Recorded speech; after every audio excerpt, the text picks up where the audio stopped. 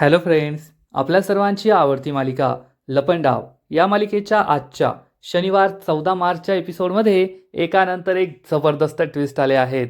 Friends, एकीकडे सरकारने सखीच्या नजरेसमोर सखीच्या खऱ्या आईला तेजस्विनीला आपल्याच घरातून आउट हाऊसमध्ये शिफ्ट केलंय, तर दुसरीकडे कान्हा सरकारचं सत्य शोधण्याच्या खूप जवळ पोहोचलाय आणि आपला गौतम एकदम स्वॅगमध्ये त्याची मदत करतोय.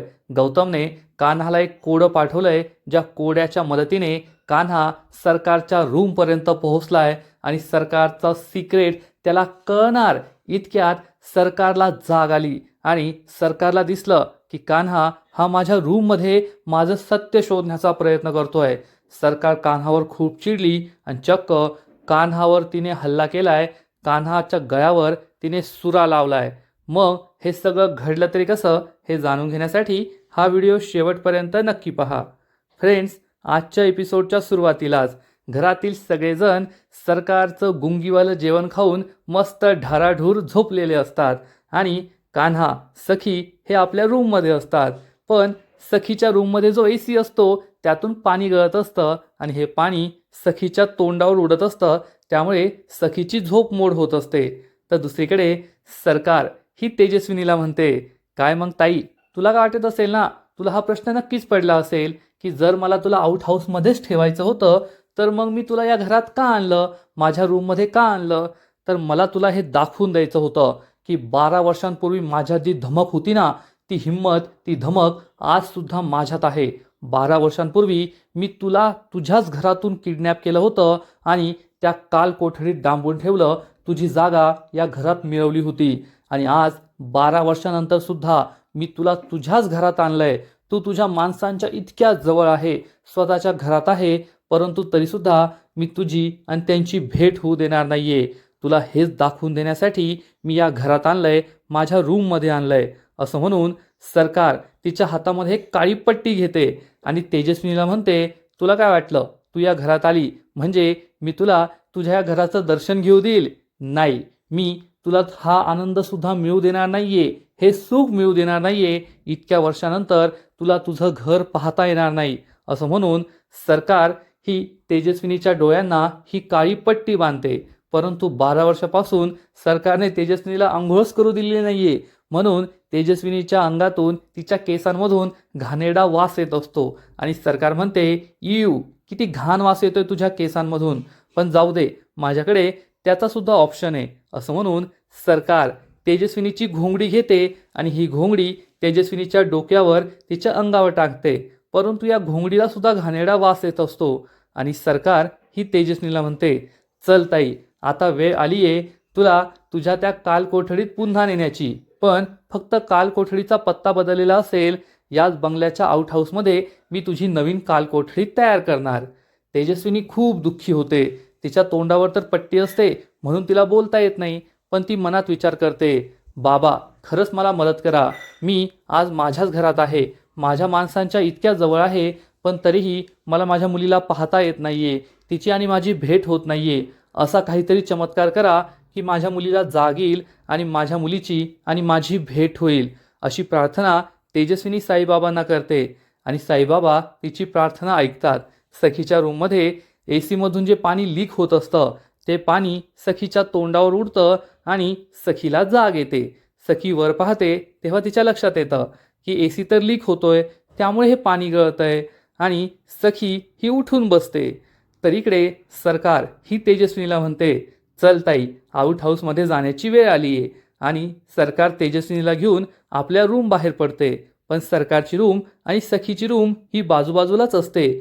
सखीला खूप गरम होत असतं. एकतर AC मधून पाणी गळतंय, उद्या टेक्निशियनला बोलून AC रिपेअर करून घ्यावा लागेल असा विचार सखी करते आणि गरम होत असल्यामुळे सखी आपल्या रूमचा दरवाजा थोडा उघडते की तेवढीच हवा येईल आणि कान्हाला गरम होणार नाही. कान्हा गाढ झोपलाय. सखीला तहान लागलेली असते म्हणून सखी पाणी पित असते आणि सखी पाणी पित असतानाच सरकार तेजस्विनीला घेऊन तिच्या रूमच्या दरवाजाच्या समोरून निघून जाते आणि सखीच्या लक्षात येतं कुणीतरी आपल्या मागून गेलंय आणि या तेजस्विनीच्या अंगावर जी शॉल असते तिचा खूप घाणेरडा वास येत असतो आणि हा वास सखीला सुद्धा येतो. सखीला वाटतं, अरे हा तर तोच वास आहे जो मला सरकारच्या रूममध्ये आला होता आणि आता तो मला माझ्या रूममध्ये का येतोय, असं म्हणून सखी ही मागे वळून पाहते. परंतु तोपर्यंत सरकार आणि तेजस्विनी तिच्या दारासमोरून पुढे गेलेले असतात, त्या जिन्यावर असतात. आणि सखी विचार करते, हा वास मला आत्ता का येतोय, खूप स्ट्रॉंग वास येतोय. हा तर सरकारच्या रूममध्ये येत होता, आता माझ्या रूममध्ये कसा येतोय. नक्कीच आजूबाजूला कोणीतरी असेल असा विचार करून सखी आपल्या रूममधून बाहेर येण्याचा विचार करते.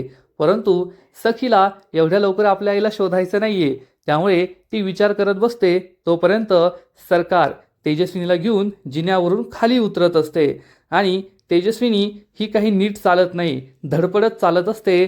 सरकार तिला कशीबशी बाहेर घेऊन जात असते आणि सखी अजूनही विचारात गुंगच असते. हा वास कुठून येतोय, मी रूमच्या बाहेर जाऊ का, रूमच्या बाहेर जाणं धोकादायक तर नाहीये ना, म्हणून ती रूममध्येच असते. आणि कान्हा गाढ झोपी गेलेला असतो. सरकारने त्याच्या जेवणात गुंगीचं औषध टाकलं असतं, त्यामुळे त्याला काही जाग येत नाही. आणि सरकार ही सुद्धा अजून जिन्यावरच असते. त्यांचा जिना एवढा मोठा आहे की सरकारला खाली येता येता अजून 1-2 वर्ष लागतील. सरकार ही कशीबशी तेजस्विनीला जिन्यावरून खाली उतरवते. सरकारला फुल कॉन्फिडन्स असतो की घरातील सगळे झोपले आणि माझ्यात 30-12 वर्षांपूर्वीची धमक आहे, हा विचार करून सरकार तेजस्विनीला आपल्या घराबाहेर नेत असते. तिचे गुंड दारावर रिसीव्ह करायला उभे असतात की सरकार या तेजस्विनीला आमच्या हातात देईल आणि मग आम्ही या तेजस्विनीला घेऊन आउट हाऊसमध्ये निघून जाऊ. सरकारची एवढीच जबाबदारी असते की घराच्या दारापर्यंत या गुंडांपर्यंत आपल्याला तेजस्विनीला पोहोचवायचं आहे. आणि इकडे सखी ही जिन्यावरून खाली उतरते. ती जिन्यावरून खाली सुद्धा एकदम हळूहळू उतरत असते. हा वास घेत घेत, हा वास कोठून येतोय असा घेत घेत ती हळूहळू जिन्यावरून खाली उतरत असते. आणि इकडे सरकार ही आपल्या गुंडांपर्यंत पोहोचलेली असते आणि सरकार ही गुंडांच्या जवळ येते. सखी अजूनही आजूबाजूला टंगळ मंगळ करत करत इकडे तिकडे पाहत पाहत हळूहळू खाली येत असते. म्हणजे जोपर्यंत तेजस्विनी तेथून निघून जात नाही तोपर्यंत जायचं नाही, नाहीतर मालिका संपेल ना, मालिका अजून लांब व्हायची आहे. त्यामुळे सखी हळूहळू येत असते आणि सरकार आपल्या गुंडांकडे तेजस्विनीला सोपवते आणि म्हणते तिला आउट हाऊसमध्ये शिफ्ट करायचं, तिच्याकडे बारीक लक्ष ठेवायचं, तिचा आवाज कोणापर्यंतही पोहोचायला नको, कोणालाही संशय यायला नको. हे गुंड हो म्हणतात आणि तेव्हा सरकार तेजस्विनीला या गुंडांच्या स्वाधीन करते. हे गुंड तेजस्विनीला पकडतात आणि तेथून घेऊन जातात आणि सखी ही हळूहळू कशीबशी या जिन्यावरून खाली उतरते आणि सरकार ही अजून दरवाजाकडेच पाहत असते. आणि तेवढ्यात सखीच्या पावलांचा आवाज सरकारच्या कानावर पडतो. पण सरकार अजून सुद्धा पाठमोरीच उभी असते. सरकारला समजतं की कुणीतरी आलंय आणि तेवढ्यात सखी तिच्या मागे येऊन उभी राहते. सरकार मागे येऊन पाहते. सखीला पाहून तिला जबर धक्काच बसतो. सरकारला वाटतं मी तर सगळ्यांना गुंगीचं औषध देऊन झोपवलं होतं, मग ही सखी कशी जागी झाली, हिने काही पाहिलं तर नाही ना, अशी भीती तिला वाटते. आणि सखी सरकारला प्रश्न विचारते, सरकार एवढ्या रात्री तुम्ही येथे काय करताय. तर सरकार तिला उत्तर देते, मला आहे ना झोपेत चालायची सवय झाली आहे, तुला पण झोपेत चालायची सवय आहे का, तू सुद्धा झोपेत चालत चालत येथे आलीस का.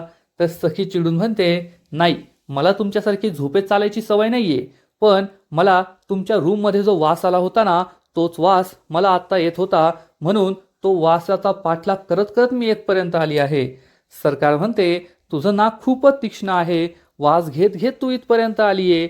सरकार आणि सखी एकमेकांच्या समोर असतात तर सखी चक्क सरकारचा हात हातात घेते आणि सरकारच्या हाताचा वास घेते. सरकारला जबर धक्काच बसतो. सखी सरकारला विचारते, सरकार तुमच्या हाताला सुद्धा हा वास येतोय, तुमच्या हाताला हा वास कसा येतोय. सरकारला आठवतं की तिने तेजस्विनीला पकडून आणलं होतं आणि हा त्या घोंगडीचा वास आहे. सरकार चिडून म्हणते, तुला काय करायचंय, तुला मी अनेकदा सांगितलंय माझ्या फाटक्यात पाय अडकवण्याचा प्रयत्न करू नको, नाहीतर तूच तोंडावर पडशील.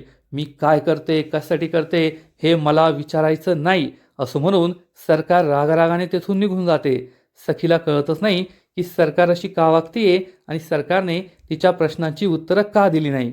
फ्रेंड्स, हा सीन खरंच खूप जबरदस्त आहे. जेव्हा सरकार ही तेजस्विनीला आपल्या रूमपासून ते दरवाजापर्यंत घेऊन जात असते आणि सखी जागी झालेली असते, तेव्हाचं ते बॅकग्राऊंड म्युझिक, हे सगळं टेन्शन पाहायला खूप भारी वाटतं. सध्या मराठीत अशी कोणतीही इंटरेस्टिंग मालिका नाही आहे आणि ही मालिका पाहायला खूपच मजा येते, एवढं मात्र नक्की. आणि मग दुसरा दिवस उजाडतो.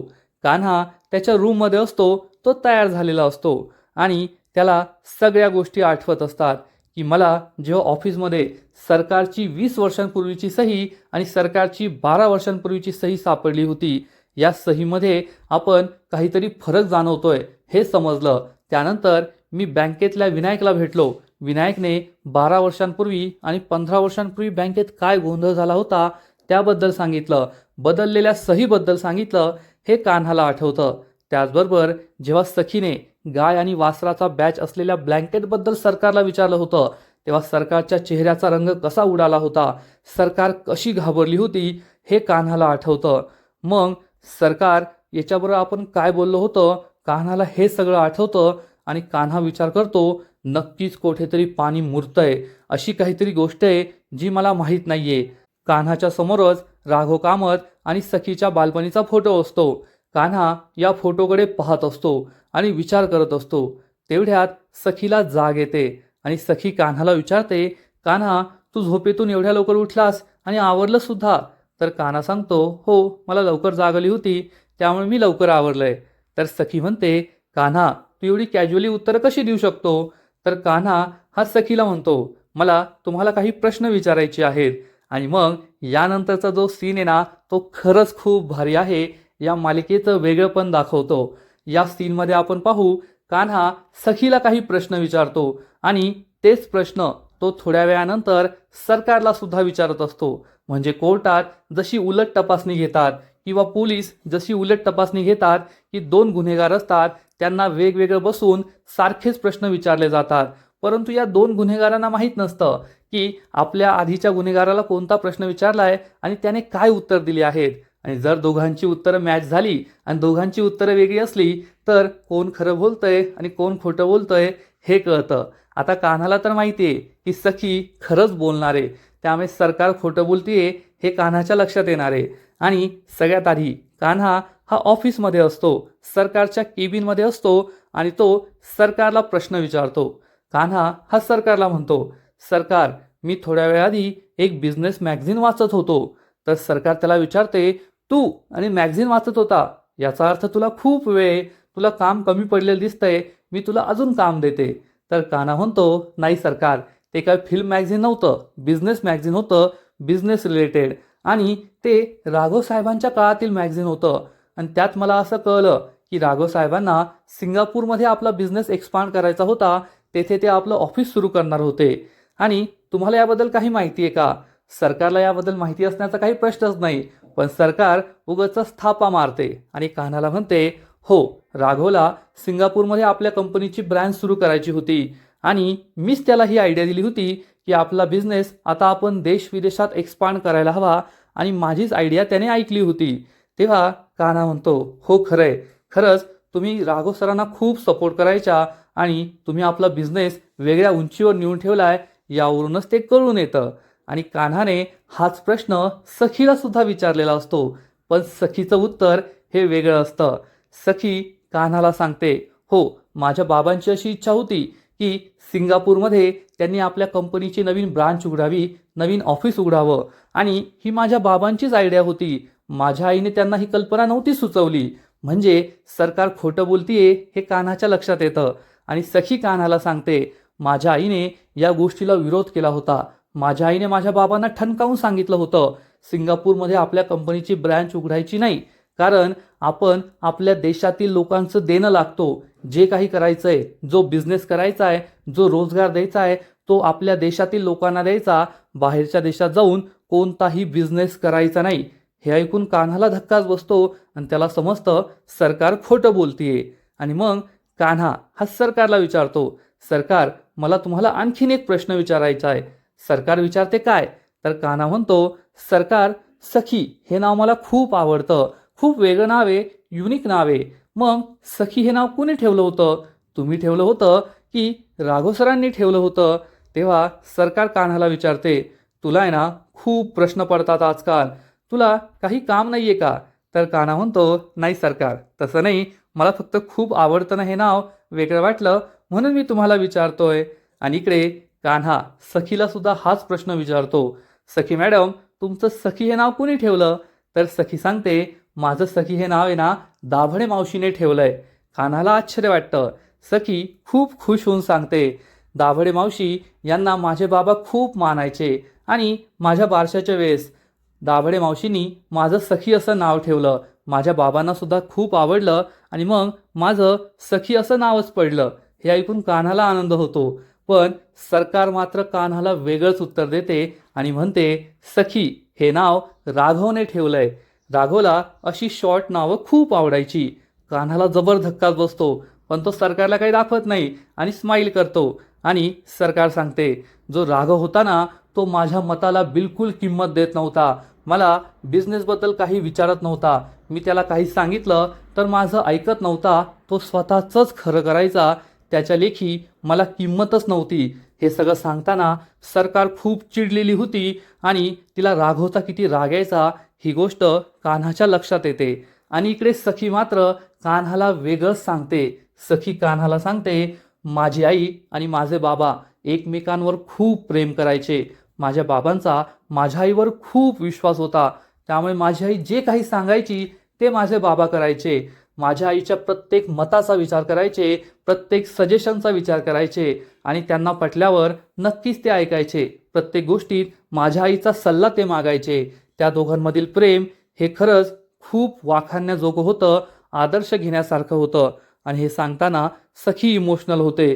कान्हाला सुद्धा वाईट वाटतं आणि कान्हाला समजतं की सरकार पूर्णपणे वेगळं सांगतीये की राघव कामत माझ्या मताला किंमत देत नव्हता आणि सखी वेगळं सांगतीये की राघव प्रत्येक गोष्ट तेजस्विनीला विचारून करायचा आणि तिच्या मताला किंमत द्यायचा. आणि इकडे सरकार कान्हावर चिडून विचारते, आजकाल तुला ना खूप प्रश्न पडताय. तुला दुसरं काही काम नाहीये का? जर तुला काम नसेल किंवा तुला तुझं काम जमत नसेल, आवडत नसेल, तर तुला तुझी जुनी नोकरी पुन्हा एकदा जॉईन करता येईल. तू तुझं ड्रायव्हरचं काम पुन्हा एकदा सुरू करू शकतो. तर कान्हा म्हणतो, नाही नाही सरकार, मला आहे ना माझी जुनी नोकरी नको आहे. मला माझं हेच काम आवडतंय. मी तर फक्त तुम्हाला असे जनरल प्रश्न विचारले. मला काही प्रश्न पडले होते, त्या प्रश्नांची उत्तरं तुम्हाला विचारली. सॉरी सरकार. असं म्हणून कान्हा तेथून निघून जातो. पण सरकारला मात्र संशय येतो की कान्हा असं तर बोलला की त्याने मला जनरल प्रश्न विचारले, परंतु नक्कीच हे प्रश्न विचारण्यामागे त्याचा काहीतरी हेतू होता. तो काहीतरी मनात विचार करून ठरवून माझ्याशी बोलत होता. माझ्याकडून काहीतरी काढून घेण्याचा प्रयत्न करत होता. या कान्हाच्या मनात नेमकं चाललंय तरी काय, हा प्रश्न सरकारला पडतो. आणि इकडे कान्हा त्याच्या केबिनमध्ये येतो, खुर्चीवर बसतो आणि विचार करू लागतो, असं कसं होऊ शकतं? सरकार आणि सखी या दोघींची उत्तरं एकमेकांपासून पूर्णपणे वेगळी आहेत. आणि मी अशी प्रश्न नव्हती विचारली की ज्यांची प्रश्न व्यक्तीनुसार बदलू शकतात. मी तर असेच प्रश्न विचारले होते ज्याची उत्तरं सहजासहजी लक्षात राहू शकतात आणि वेगवेगळी येण्याची प्रश्नच येत नाही. सखीचं नाव कोणी ठेवलं? या प्रश्नाचं उत्तर एकच असायला हवं, दाभडे मावशी. मग सरकार आणि सखीने वेगवेगळी उत्तरं का दिली? राघव कामत आणि तेजस्विनी कामत यांच्यातील नातं कसं होतं याबद्दलचं उत्तर सुद्धा एकच असायला हवं. सखी आणि सरकारचं उत्तर वेगवेगळं का होतं? हा प्रश्न कान्हाला पडतो. कान्हा म्हणतो, नक्कीच कुठेतरी पाणी मुरतंय, काहीतरी विचित्र घडतंय जे मला समजत नाहीये. सरकार आणि सखी या दोघींनी प्रत्येक प्रश्नाची उत्तरं एकमेकांपासून 100% वेगळी दिली आहेत. आणि असं का झालं?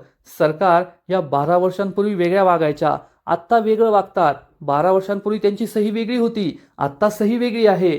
12 वर्षांपूर्वीची तेजस्विनी कामत आणि आत्ताची सरकार यांच्यामध्ये एवढा फरक का आहे? हाच प्रश्न कान्हाला पडतो. कान्हाला पण या प्रश्नाचं उत्तर मिळतच नाही. कान्हाला हे समजण्याचा प्रश्नच येत नाही की 12 वर्षांपूर्वीची तेजस्विनी कामत आणि आजची सरकार या दोन वेगवेगळ्या व्यक्ती आहेत. कारण आपण ही मालिका पाहतो त्यामुळे आपल्याला सहज वाटतं की किती सोपं आहे. पण कान्हा तर ही मालिका पाहत नाही ना, त्यामुळे दोन सारख्या दिसणाऱ्या व्यक्ती असू शकतात याबद्दल तो विचारच करत नाहीये. आणि तेवढ्यात पिऊन तेथे येतो आणि म्हणतो, सर तुमच्यासाठी हा एनव्हलप आलाय. कान्हा विचारतो, कुणी दिला? तर हा पिऊन सांगतो, त्या माणसाचा चेहरा झाकलेला होता. त्याने हुडी घातलेला होता, चेहऱ्याला मास्क लावलेला होता आणि त्याच्या पाठीवर त्या हुडीवर त्रिशूलचं चिन्ह होतं. कान्हा हे एनव्हलप घेतो आणि पिऊन तेथून निघून जातो. कान्हा एन्व्हलप उघडून पाहतो तर त्यामध्ये एक शब्द कोडं असतं आणि हे शब्द कोडं पाहून कान्हाला मोठा धक्का बसतो आणि ज्या माणसाने ज्याच्या पाठीवर हुडीवर त्रिशूलचं चिन्ह आहे त्या माणसाने हे कान्हाला पाठवलेलं असतं आणि हा माणूस दुसरा तिसरा कोण नसून चक्क गौतम असतो. फ्रेंड्स, खरंच गौतमचा स्वॅग वेगळाच आहे यात शंका नाही. कान्हा हे कोडं पाहत असतो आणि विचार करतो ज्या माणसाने मला हे कोडं पाठवलंय त्याची अशी इच्छा आहे मी हे कोडं सोडवायला हवं, त्याला मला काहीतरी सांगायचंय, त्यामुळे मला हे कोडं सोडवावंच लागेल. आणि इकडे गौतम म्हणतो, कान्हा तू सरकार, तेजस्विनी, मनस्विनी यांच्या सत्याच्या खूप जवळ येऊन पोहोचलाय. मी तुला समोरासमोर तर मदत करू शकत नाही, मला कुल्फीची भीती वाटते, परंतु मी तुला अशी लपून छपून मदत तर करू शकतो, कारण तुला सरकार, मनस्विनी, तेजस्विनी हे सत्य कळणं खूप गरजेचं आहे. आणि कान्हासुद्धा इकडे म्हणतो, मला हे कोडं सोडवावंच लागेल, हे कोडं सोडवल्यावरच मला सरकारबद्दल जे प्रश्न पडले आहेत त्यांचं उत्तर मिळेल. तर गौतम म्हणतो, हो कान्हा, तूच तो आहे जो हे कोडं सोडू शकतो. आणि जर तुला मनस्विनी आणि तेजस्विनी हे सत्य समजलं ना तर तू नक्कीच सखीच्या मदतीने सखीच्या खऱ्या आईपर्यंत, तेजस्विनी कामतपर्यंत पोहोचू शकतो आणि त्यांचा वनवास संपवू शकतो. त्यामुळेच माझा तुझ्यावर पूर्ण विश्वास आहे, मी तुला मदत अशीच करू शकतो आणि करत राहील. आणि इकडे कान्हा या कोड्याकडे पाहत असतो आणि हे कोडं खूप इंटरेस्टिंग असतं. याच्यामध्ये पांडवांची मैसभा आणि त्याचबरोबर आरसा असे शब्द लिहिलेले असतात, म्हणजे कान्हाला हिंट देण्याचा प्रयत्न केलेला असतो. आणि आजचा एपिसोड येथेच संपतो. फ्रेंड्स, लपंडाव मालिकेचा आजचा एपिसोड खरंच खूप भारी होता, खूप इंटरेस्टिंग होता. आजचा एपिसोड तर भारी होता, पण या मालिकेचा पुढील एपिसोड आणखीन भारी असणारे, आणखीन मोठा ट्विस्ट त्या मालिकेत येणारे. मग नेमकं घडणार तरी काय? तर फ्रेंड्स, या मालिकेच्या पुढील एपिसोडमध्ये आपण पाहू की कान्हा आजपर्यंतच्या आपल्या आयुष्यातली सगळ्यात मोठी रिस्क घेणार. सरकार तिच्या रूममध्ये झोपलेली असताना रात्रीच्या वेळेस कान्हा चक्क सरकारच्या रूममध्ये घुसेल आणि तेथे आपल्या प्रश्नांची उत्तरं शोधण्याचा प्रयत्न करेल. त्याला गौतमने जे शब्दकोडं पाठवलं आहे या शब्दकोड्यावरून त्याला पांडवांची मैसभा, म्हणजे पांडवांच्या मैसभेमध्ये जे दिसतं ते नसतं, सगळं आभासी असतं. आणि त्याचबरोबर आरसा असा शब्द होता. त्यामुळे कान्हा हा चक्क मध्यरात्री सरकार झोपलेली असताना या सरकारच्या रूममध्ये येतो आणि आरशाला हात लावतो. आरशाला हात लावताच तेथे बटन असतं, ते बटन चमकतं. कान्हा हे बटन दाबतो तर सरकार ज्या खुर्चीवर बसते ती खुर्ची उघडते आणि या खुर्चीमध्ये सरकारबद्दलचे सगळे पुरावे असतात. चाकू असतो, मॅप असतो आणि कान्हा या वस्तू पाहतो तेवढ्यात वीज कडाडते.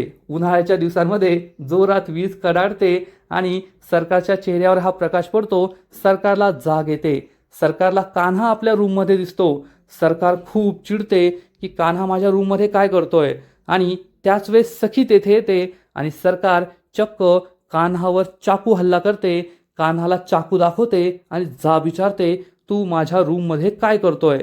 मग कान्हा आता सरकारला काय उत्तर देणार की मध्यरात्री तो सरकारच्या रूममध्ये काय करत होता आणि त्याला या आरशाबद्दल कसं समजलं? हे पाहणं खूप इंटरेस्टिंग असणार आहे. जेव्हा सखी कान्हाला विचारेल, कान्हा तू येथे काय करत होता, तेव्हा कान्हा तिला काय उत्तर देईल, हे सगळं पाहणं खूप भारी असेल. तर फ्रेंड्स, तुम्हाला सुद्धा लपंडाव ही मालिका आवडते का? नक्कीच कमेंट करून सांगा. आणि या मालिकेचे असेच नवीन नवीन एपिसोड सर्वात आधी पाहण्यासाठी व्हिडिओला लाईक करा, शेअर करा, चॅनलला सबस्क्राईब करून बेल आयकॉनवर क्लिक करा, म्हणजे या मालिकेचे नवीन नवीन एपिसोड तुम्हाला सर्वात आधी पाहायला मिळतील. खूप खूप खूप धन्यवाद.